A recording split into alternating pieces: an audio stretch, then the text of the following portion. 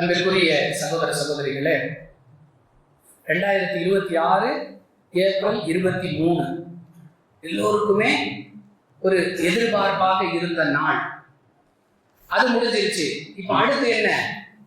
எல்லோருமே எதிர்பார்க்கக்கூடிய ஒரு நாள் மே 4.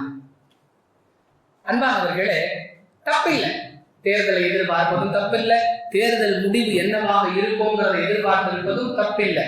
ஆனால் கற்பனை குதிரையை ஓடவிட்டு நாம சில விஷயங்களை முடிவு செய்து கொள்கிறோமே, இது ஆபத்தான ஒரு மனோநிலை.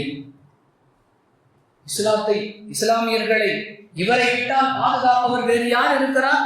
எத்தனை முஸ்லிம்கள், எத்தனை ஆலிம்கள்.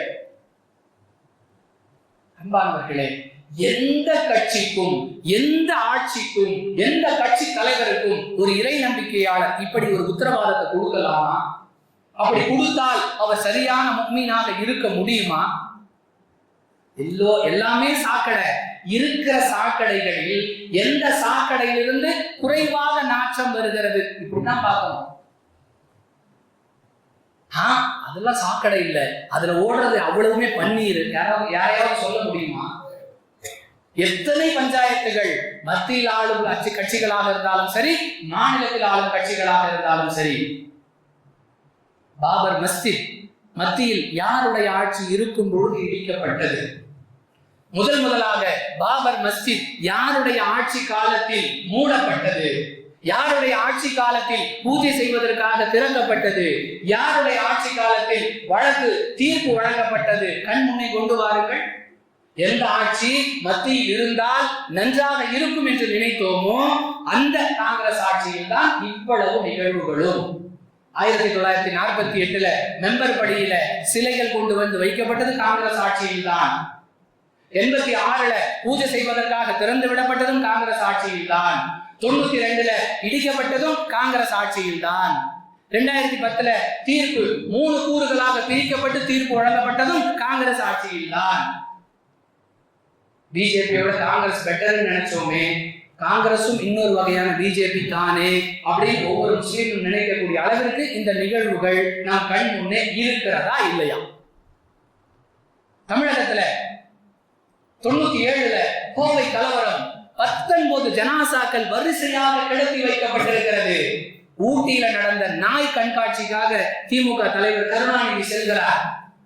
ஐக்கிய ஜமாத் கோவை மாவட்ட ஐக்கிய ஜமாத் நிர்வாகிகள் கோரிக்கை வைக்கிறார்கள். 19 சடலம் இருக்கு, நீங்க வந்து அந்த குடும்பத்தாருக்கு ஆறுதல் சொல்லிட்டு போங்க. அமைதியான முறையில் விமான நிலையத்திற்கு சென்று பிளைட் ஏறி சென்னைக்கு வந்தவர் திமுக தலைவர் கருணாநிதி. கோவை சிறைவாசிகள் தொடர்பாக தொடர்ந்து வலியுறுத்தப்பட்டுக் கொண்டே இருக்கிறது. 2024 நடந்த ஹியரிங்ல அவர்களுக்கு ஜாமீன் கொடுக்க கூடாது என்று சொன்னதே ஆட்சியில் இருந்த திமுக சார்பான அரசு தரப்பு வழக்கறிஞர் தான். எல்லாருக்கும் தெரியும், நான் சொல்லிதான் தெரியணுங்கிறதல்ல. இடஒதுக்கீடு 3.5 7ஆக 2007 இன்று வரை உயர்த்தி தராத அரசு திமுக அரசு தான். அப்படியே திமுக ஓட்டு போட சொன்னோம், ஓட்டு போட்டோம் அப்படின்னு கேள்வி வரலாம். இன்றைய சூழல் இருப்பதில் இது பரவாயில்ல அப்படி சொல்லலாமே தவிர, இவங்கதான் இஸ்லாத்தின் பாதுகாவலர்கள், இஸ்லாமியர்களின் பாதுகாவலர்கள். அன்பானவர்களே, வெட்கம், மானம், சூடு, சுரணை அனைத்தையும் துளைத்து விட்டு சில இஸ்லாமிய இயக்கங்களுடைய தலைவர்கள் மேடையில பேசுறாங்க.